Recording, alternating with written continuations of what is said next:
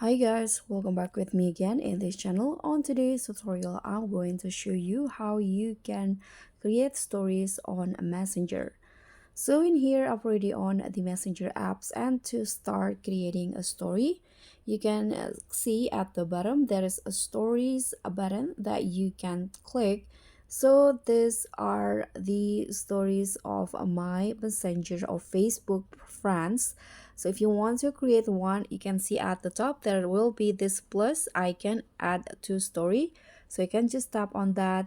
Here you can choose to directly use a camera or use tags. Here, for example, I'm going to just use tags.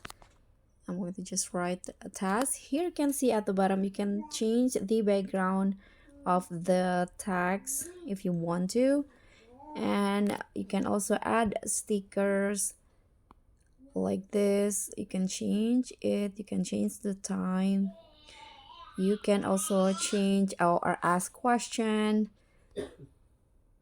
Here you can also write more than one text or draw.